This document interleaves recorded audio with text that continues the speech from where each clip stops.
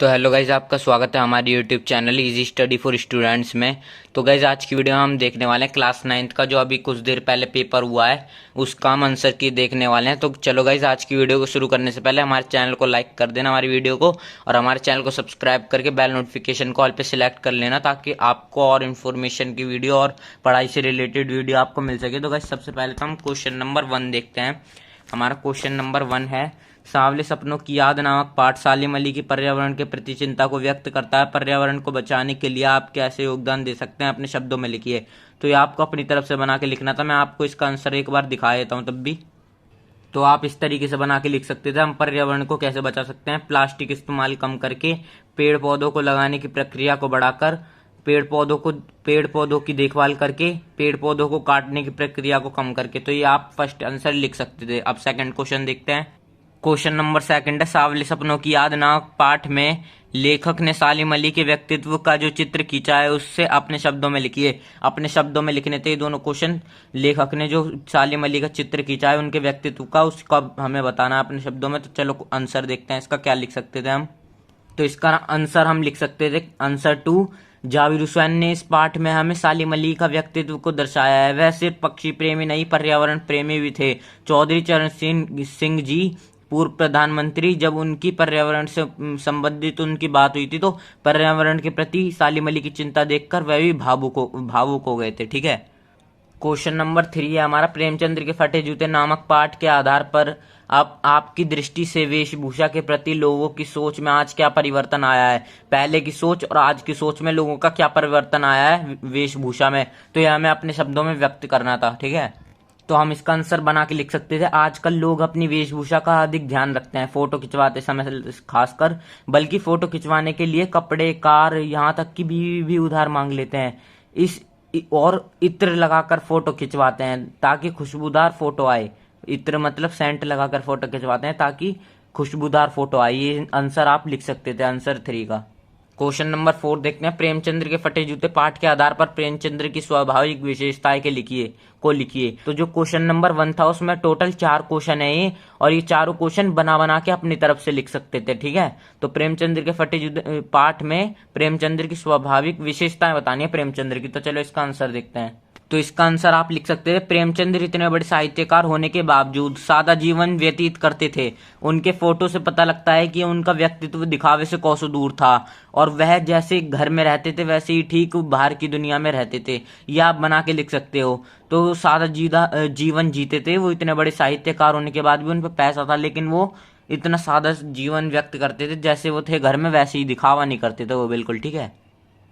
तो जो question number 1 था उसके 4 क्वेश्चन थे, वो मैंने आपको बता दिया। अब क्वेश्चन नंबर 2 देखते हैं। निम्नलिखित प्रश्नों में से किन्हीं 3 प्रश्नों के उत्तर 25 से 30 शब्दों में लिखना है आपको। दो नंबर का एक क्वेश्चन है, 3 क्वेश्चन है। ठीक है, 6 नंबर हो गए। तो सबसे पहले तो हम क्वेश्चन 1 देखते हैं। कैदी और कोकिला नामक कविता के आधार पर लिखिए कि पराधीन भारत की जेलों में कैदियों के साथ कैसा व्यवहार किया जाता था। तो मैंने आंसर आपको बताया भी था एक वीडियो में, तो इसका आंसर हम देखते हैं। इसका आंसर है, पराधीन भारत की जेलों में भारतीय स्वतंत्रता सेनानियों और क्रांतिकारियों को अवांछनीय तत्वों से दूर रखा जाता था, और पेट भर खाने को भोजन कम देते थे, श्रमिकों के भांति कोल्हू चलवाते थे, और किसी से मिलने जुलने की इजाजत नहीं थी, और अभी आवर्णीय कष्ट और व्यवहार करते थे। तो गाइस, ये राइटिंग थोड़ी इसलिए खराब हो रही है क्योंकि ये मैंने जल्दी जल्दी लिखा ताकि आप तक ये वीडियो जल्दी पहुंच पाए। ठीक है। अब देखते हैं क्वेश्चन नंबर 2। तो हम क्वेश्चन नंबर 3 देखते हैं, क्योंकि ये वाला क्वेश्चन हमने छोड़ दिया था। ठीक है। तो ये वाला क्वेश्चन देखते हैं, किन्हीं 3 को करना है, तो हम ये 3 करते हैं। बच्चे काम पर जा रहे हैं। कविता में आपके विचार से बच्चों को काम पर नहीं भेजा जाना चाहिए। उन्हें क्या करने का मौका मिलना चाहिए। तो इसका आंसर आपको लिखना था। इसका आंसर था, अगर देश के भविष्य को कम उम्र में काम कराया जाएगा तो वह अनपढ़ रह जाएगा। मतलब बच्चों को काम करवाया जाएगा कम उम्र में, जो कि देश का भविष्य है, तो वो अनपढ़ रह जाएंगे और उनका ठीक से विकास नहीं होगा। उनका शरीर, मतलब उनका जो शरीर है वो ढंग से बढ़ नहीं पाएगा, वो लंबे वंबे नहीं हो पाएंगे, उनके शरीर का विकास नहीं हो पाएगा, जिस कारण देश पर बहुत बुरा प्रभाव पड़ेगा। चाइनीज बंदर हो जाएंगे वो, सूखे से पतले पतले और लंबे नहीं होते, वो बोने होते हैं ना, ठीक है। और वह समाज नष्ट हो जाएगा। इस उम्र में उन्हें खेलने कूदने स्कूल जाने का मौका मिलना चाहिए। ठीक है। तो ये था इसका आंसर। अगला क्वेश्चन देखते हैं हम। सुविधा और मनोरंजन के उपकरणों से बच्चों को वंचित होने के कारणों का उल्लेख कीजिए। अपनी तरफ से बना के लिखने थे ज्यादातर क्वेश्चन। इसका आंसर भी उसकी तरह ही है एक तरीके से। तो बच्चे काम पर जाने के कारण वह सुविधा और मनोरंजन के उपकरणों से वंचित हैं, जिस कारण उनका विकास नहीं हो पा रहा है और इसका देश की प्रगति पर प्रभाव भी पड़ रहा है। ठीक है, तो ये चीज है, इसका आंसर है ये। तो क्वेश्चन नंबर 2 में किन्हीं 3 क्वेश्चन को करना था। ये 4 क्वेश्चन दिए गए हैं। तो अब देखते हैं क्वेश्चन नंबर 3। इसमें किन्हीं 2 प्रश्न को करना है और इसमें 3 क्वेश्चन दिए गए हैं। ठीक है, तो ये 3-3 नंबर के 2 क्वेश्चन करने हैं, 6 नंबर हो गए टोटल। मेरे संग की औरतें पाठ में लेखिका अपनी नानी के व्यक्तित्व से क्यों प्रभावित थी। तो इसका आंसर लिखना था हमें। तो आप ये लिख सकते थे, लेखिका अपनी नानी को बिना देखे भी प्रभावित थे क्योंकि उनके व्यक्तित्व में निम्नलिखित बातें थी। तो 3 नंबर का क्वेश्चन था। आपको इतना बड़ा तो छापना नहीं था, तो आप लिख सकते थे, वह स्पष्टवादी महिला थी, स्वतंत्र विचारों वाली महिला थी, ममताई माँ थी, आजादी का जज्बा था उनमें और दूसरों के जीवन में दखल नहीं देती थी और वो चाहती थी कि उनकी जो बेटी है उनकी शादी स्वतंत्रता के सेनानी से हो। ठीक है, तो ये लिखना था आपको इसका आंसर। ठीक है, अगला क्वेश्चन देखते हैं। तो इसमें क्वेश्चन 2 करना है कोई से भी 3 में से। तो हम क्वेश्चन 3 देखते हैं। माटी वाली की दिनचर्या को माटी वाली पाठ के आधार पर लिखिए। तो इसका आंसर देखते हैं। तो इसका आंसर आप लिख सकते थे, माटी वाली अपने सिर पर माटी का कनस्तर लेकर घर घर माटी देने जाया करती थी। टिहरी गांव का आदमी, औरत, बच्चे से लेकर बूढ़े तक उसे सब जानते थे क्योंकि वह घर घर जाकर माटी दिया करती थी। वह एक छोटी सी झोपड़ी में अपने पति के साथ रहा करती थी। तो ये लिख सकते थे आप इसका आंसर। तो ये अब तो हो गए क्षितिज और कृतिका के क्वेश्चन। लेकिन अब बात आती है अनुच्छेद पत्र संवाद की। ठीक है, और कहानी की, लघु कथा की मतलब। तो सबसे पहले तो अनुच्छेद दिया गया है हमें क्वेश्चन नंबर 4। निम्नलिखित अनुच्छेदों में से किसी एक विषय पर संकेत बिंदु के आधार पर लगभग 150 शब्दों में अनुच्छेद लिखिए। खंड खा में। ठीक है, तो इसमें 150 वर्ड में आपको 3 दिए गए हैं, इनमें से कोई सा एक करना है 150 वर्ड में अनुच्छेद।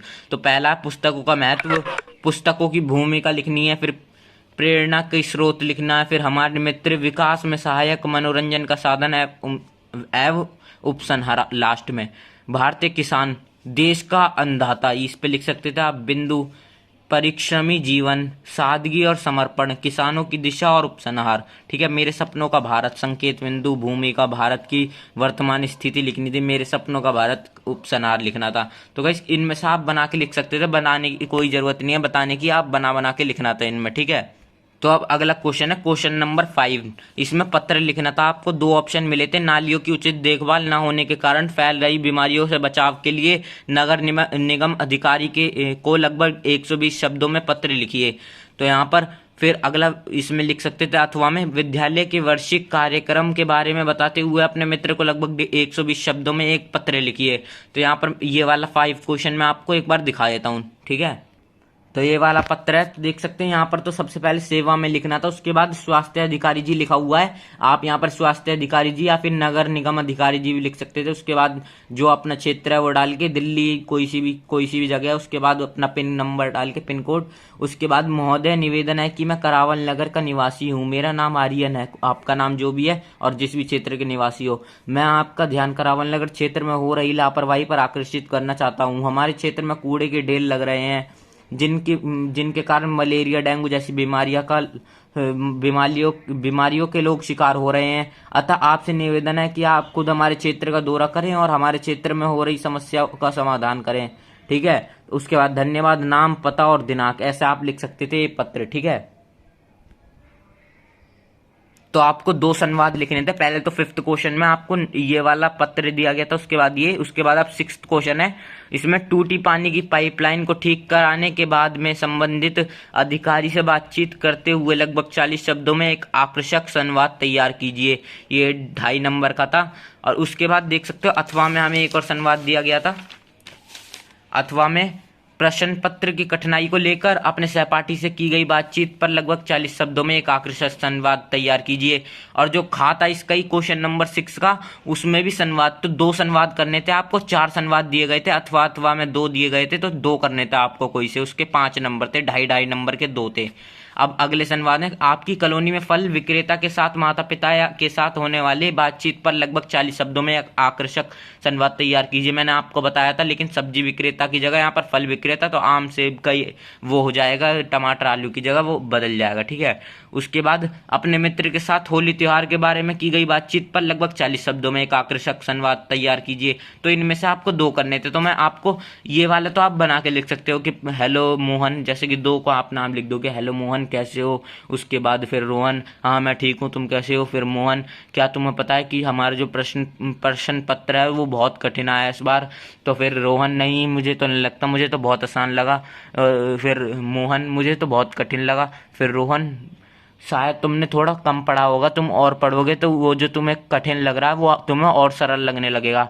तो फिर मोहन, हाँ मेरे को और पढ़ना चाहिए, शायद मैंने थोड़ी कम पढ़ाई की है, तो अब मैं और पढ़ाई करता हूँ। उसके बाद रोहन, हाँ थोड़ा और पढ़ो तुम। फिर उसके बाद मोहन कहता ठीक है मैं पढ़ने जा रहा हूँ, आप अपना ख्याल रखना।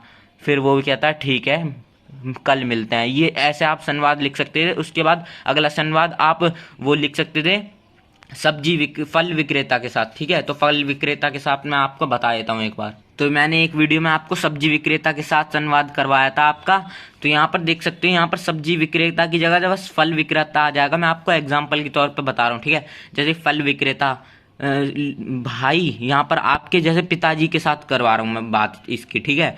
तो सब्जी वो फल वाला, भाई सेब ले लो, तो फिर वो आपके पिताजी क्या बोलेंगे, फिर कितने रुपए किलो, फिर वो बोलेगा सब फल वाला कि 30 रुपए किलो, फिर वो कहेंगे नहीं आप तो महंगे दे रहे हो, फिर फल वाला कहेगा नहीं ये मैं महंगे नहीं दे रहा, कुछ पैसे कम कर लो, 25 रुपए किलो ले लो, अगर वो 30 रुपए दे रहा था उन्होंने 25 रुपए किलो ले लो यूँ बोल दिया। फिर वो आपके पिताजी कि नहीं अभी भी ज़्यादा 20 रुपए किलो में दे दो, फिर उस फल वाला कि मैं खुद मंडी से 20 रुपए किलो में लाया था, फिर आपके पिता ठीक है कुछ तो कम करोगे, फिर फल वाला ठीक है दे दो 20 रुपए।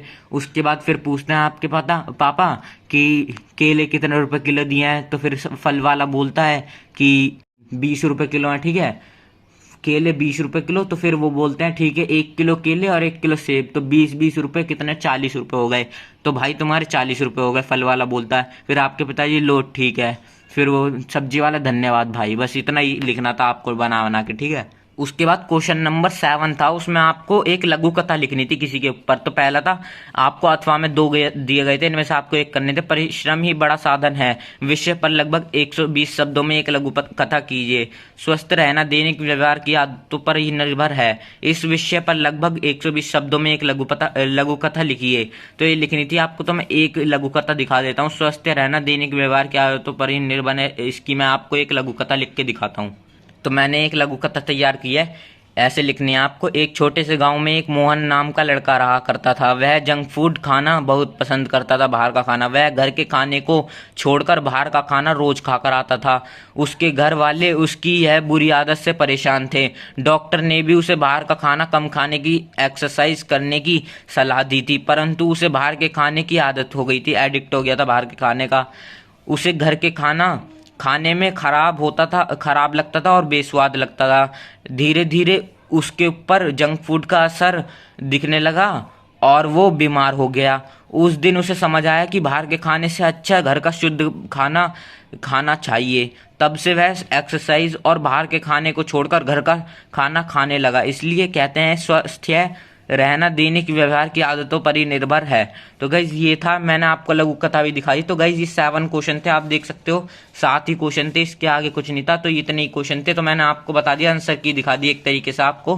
तो गाइज इसमें बनाने में बहुत मेहनत लगी है, आपने तो बस देख लिया 10-15 मिनट में, और ये मैंने लिखा पूरा हाथ में दर्द हो गया। तो गाइज इसलिए लाइक कर देना, एक चैनल को सब्सक्राइब कर देना, और आने वाली वीडियो को देखने के लिए हमारे चैनल की बेल नोटिफिकेशन कॉल पे सिलेक्ट कर लेना सब्सक्राइब करके। तो मिलते हैं अगली वीडियो में, तब तक के लिए जय हिंद, बाय बाय।